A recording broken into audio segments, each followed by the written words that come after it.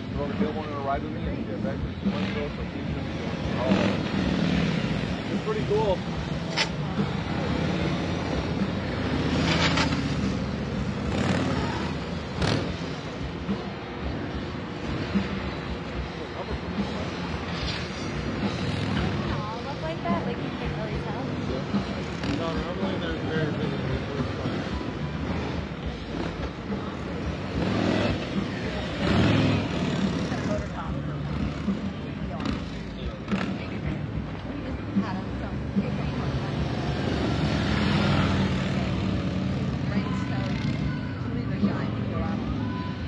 What they do normally is they go around the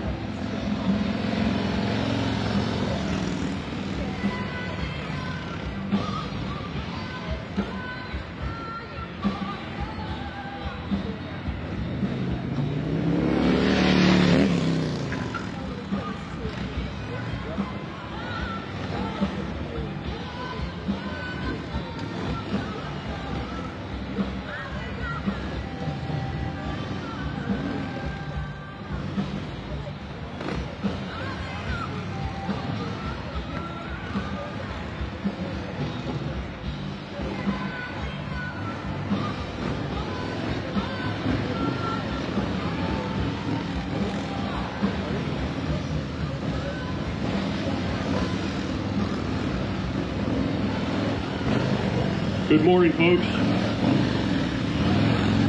On behalf of the Harley-Davidson Motor Company, our U.S. and global dealers, and the Harley-Davidson Museum, I'd like to welcome you to the hometown rally. The two individuals you see warming up in the silver helmet is Rob Grimsley, riding the black and white Leopard Glide. The black helmet, Brian Hurt. My name is Jeff Dickey. The three of us are part of a six-man team. We're motor company employees. We represent the motor company to government agencies around the U.S. I cover an area from Columbus, Ohio, or basically Ohio, out to the Wyoming line, across the northern United States. Rob in the silver helmet covers Florida, north to Virginia. Brian covers Texas, Mississippi, Oklahoma, Kansas, that area of the country. There's three other guys. One covers the northwestern part of the United States. He lives in California. The other one lives in New York. He covers the Northeast. And we have one additional in Vegas that covers the southwest part of the country. The two motorcycles they're riding are bone stock out of the factory, York, Pennsylvania, with the exception of the emergency lighting. It was added by a dealer in Dover, Ohio. These bikes were personally assigned to myself. Each of us have two bikes that we use for demonstration purposes. These bikes are 2021s. This bike here is an FLHCP. This bike here is a Road King FLHP.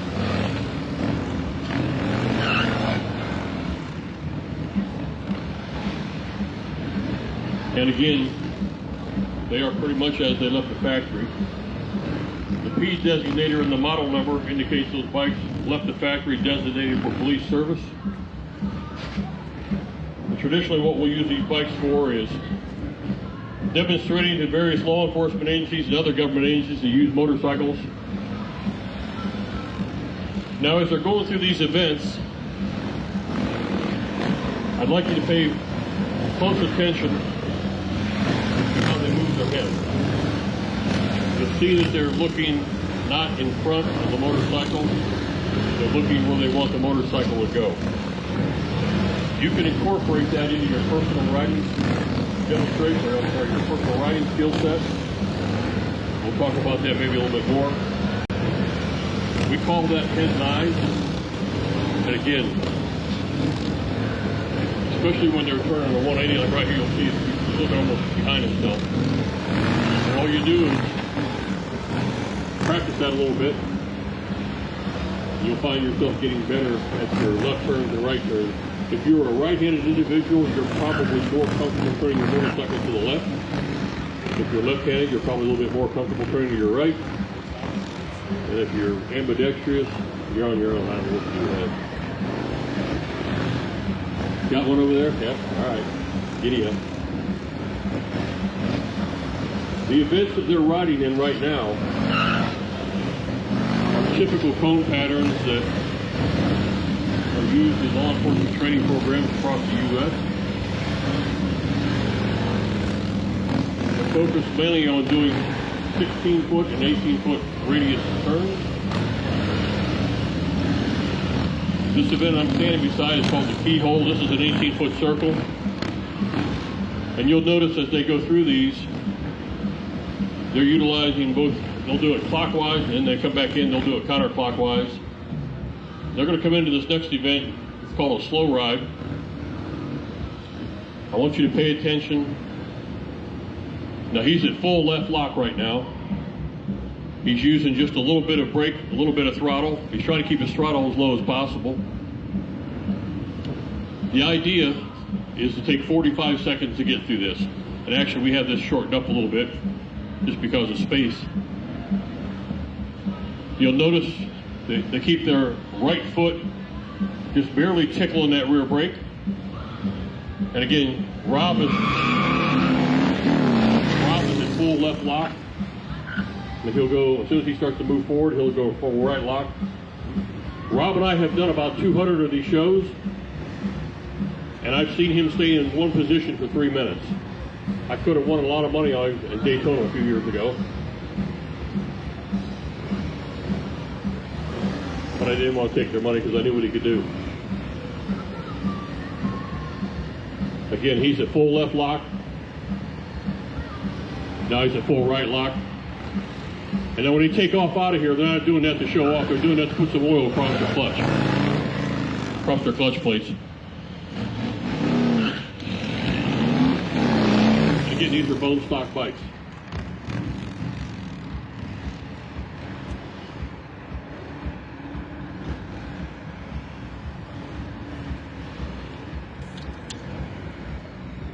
Brian retired from the Hutchinson, Kansas Police Department about 2 years ago. He was a motorcycle sergeant there, 25 years. Rob retired from Charleston, South Carolina Sheriff's Department several years ago, where he was a motor sergeant and also spent 24 of his 25 years on motors. Now what Rob is doing here, we have a very technical term for that. You may be familiar with it. It's called showing off. I've seen a lot of cops ride a lot of cones. He's the only guy I've ever seen do this consistently. Now Brian just started at this, I guess last week, 2 weeks ago when we were in Sturgis. Brian's only been with us a short period of time. If he falls over, don't be surprised.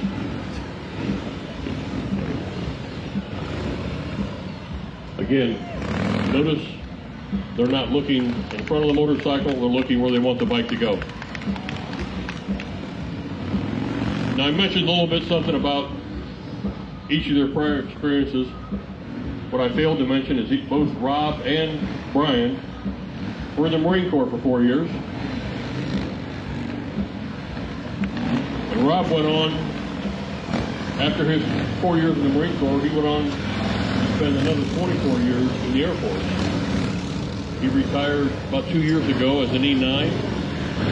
Get a chance to thank him for his military, both of them for their military service, please do so.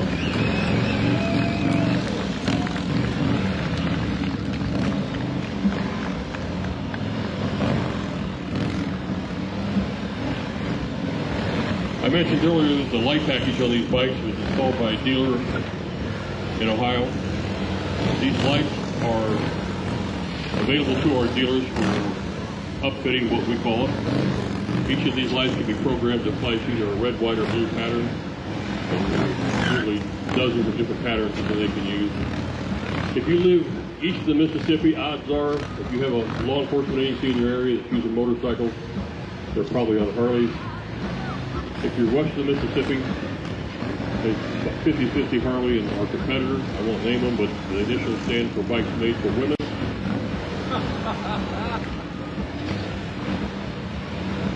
I think the attorney said I'm not allowed to say that anymore.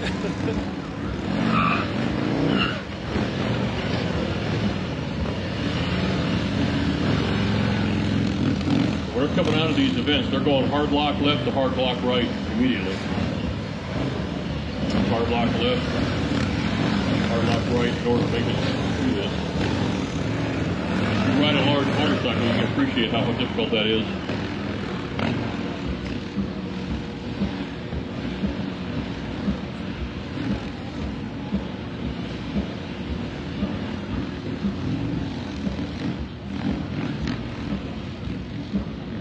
I told Brian this morning he needs to slow down a little bit.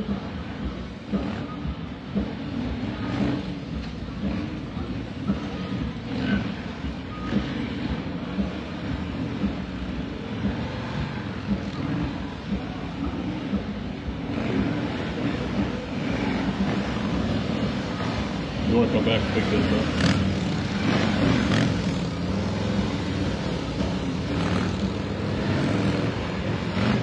They like to see the old guy walk.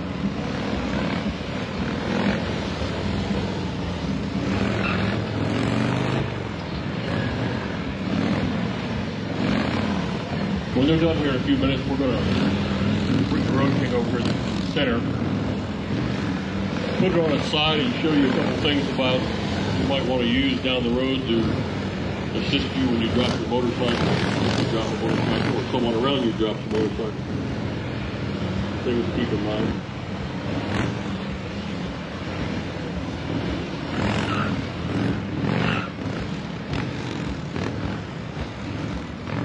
What they're doing now is they're going through what we call a lane changing exercise down there.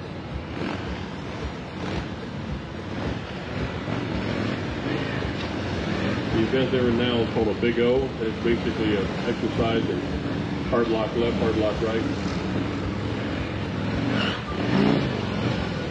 This is simply an interchange. Make a turn off the side street, turn your bike around. If you want to practice some of this on your own, take 2 parking spots. You may have heard this before. Take 2 parking spots, add 2 more behind it. Get a soft traffic cone, a half of a rubber ball, a water bottle, anything you can set here. And you start making figure 8s at a pace that you're comfortable with. But as you're making those figure 8s, turn your head around and look at that point of reference. And just use that to turn your motorcycle with. Use it as a guide, I should say, to turn your motorcycle.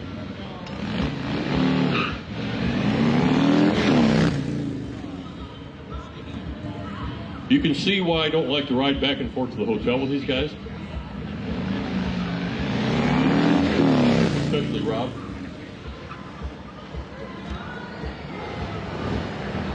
I mean, how do you put up with that? We pull into a traffic light and he starts doing his slow ride. I'm like, really, dude? You gotta do that now?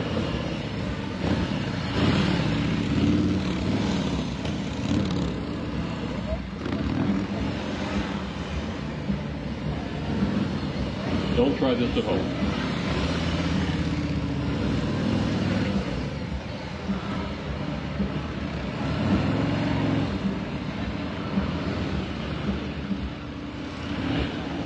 These bikes have about 300 miles on them.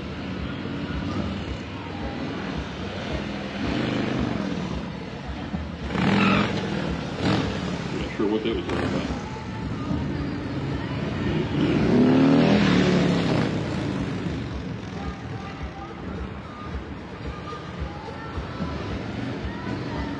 Again, watch where he's got his feet.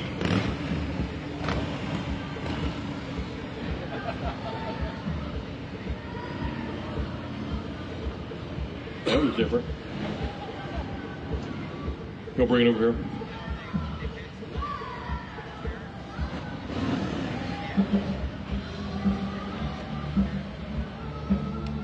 If you've been around motorcycles a while, round of applause for Brian and Rob. Almost forgot that.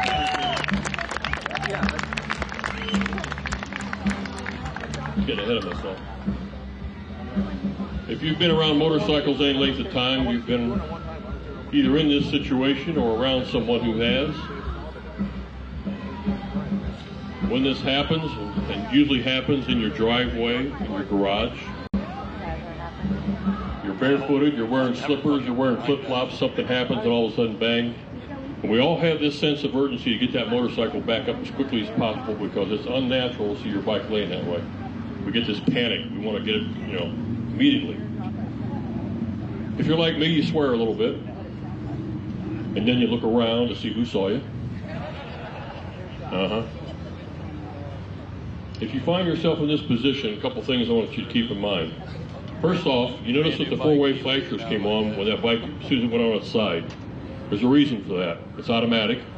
Depending on when your bike was built, what kind of bike you're riding, when your bike went to fuel injection, so forth, there's a lot of variables. But sometime after the 2000, it really became prevalent. Bikes became equipped with what they call a bank angle sensor, or some people refer to it as a lean angle sensor. And basically, if you dump your bike or if you crash your bike, your fuel pump shuts off, so you're not pumping fuel onto the ground. Simple as that. What it's telling you right now is that bank angle sensor has been activated and that bike will not start when you set it back up.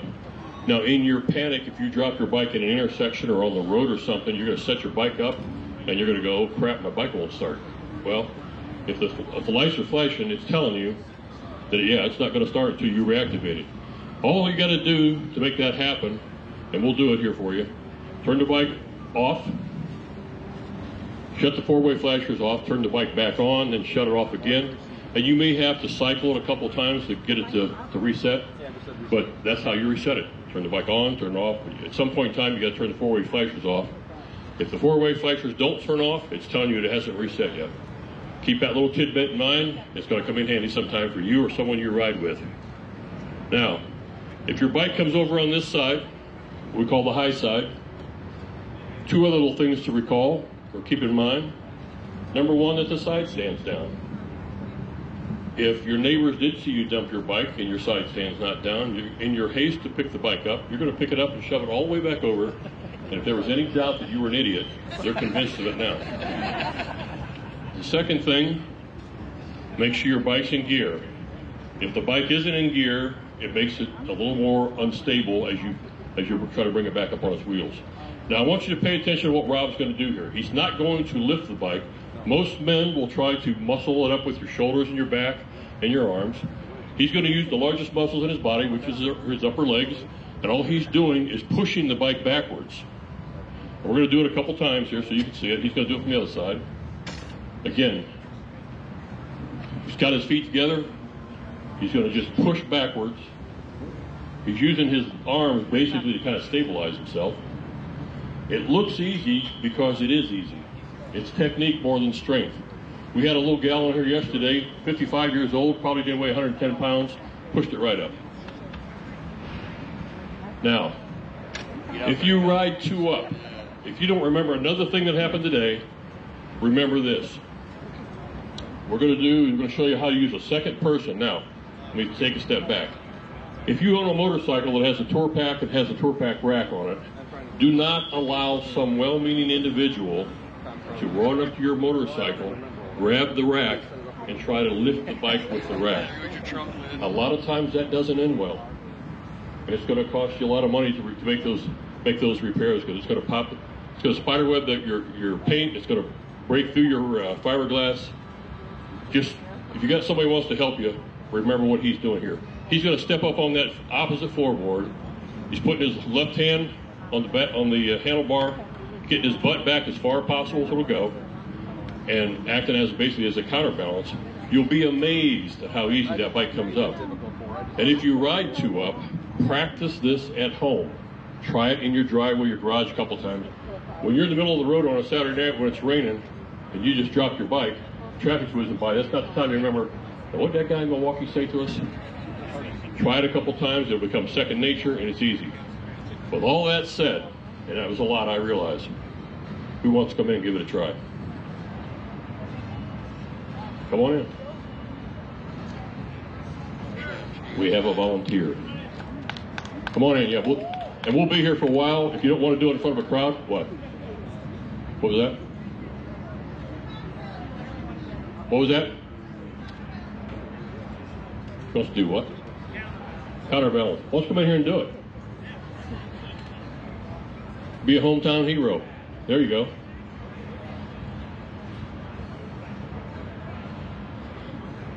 How many miles do you think they rode during the little demonstration here? 2. Rode 2 miles.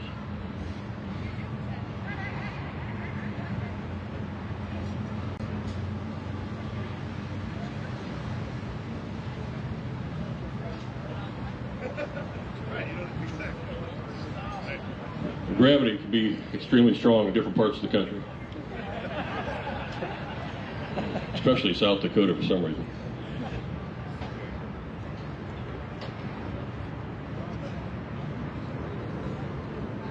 I said, we had a gal here yesterday. She's 55 years old, about that tall, weighed about 100, 110 pounds.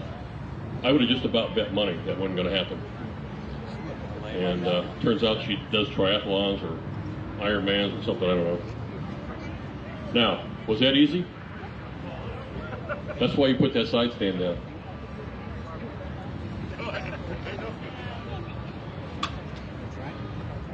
No.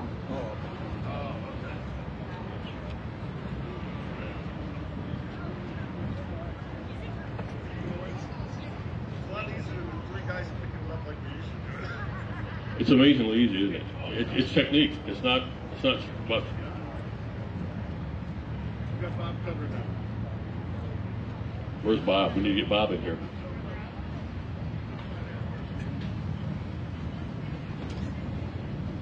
Short, choppy steps backwards is all he's doing.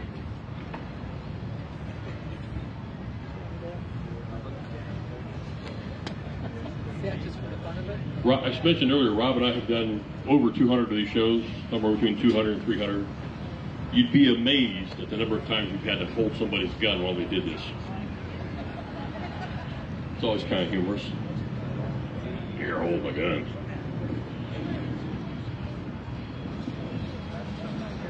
You're lifting. Yeah. This isn't my first rodeo. Push. There you go. Ah. Push. You got it. You had it. Still a lot of weight laying there. Brandon, you gonna do this?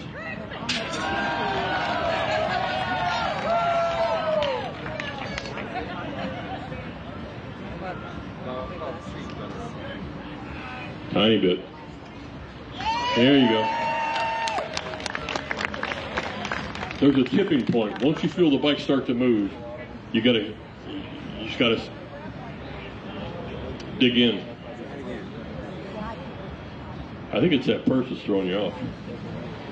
It's fashionable, but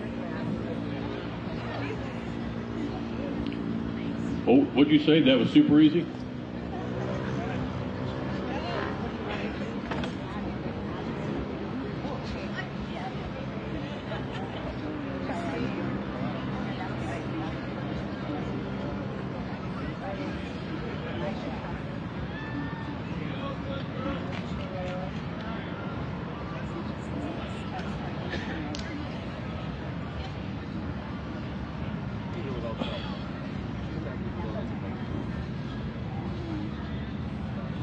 You're lifting.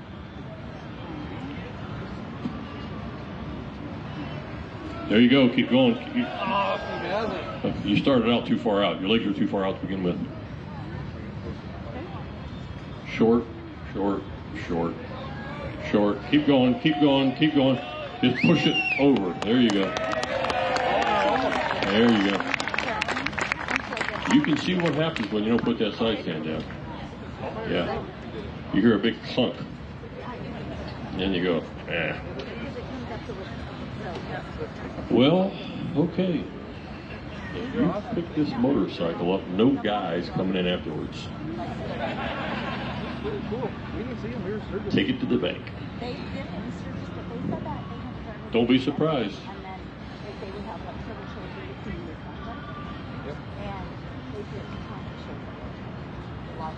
Dig in. There you go. Once you feel it start to move.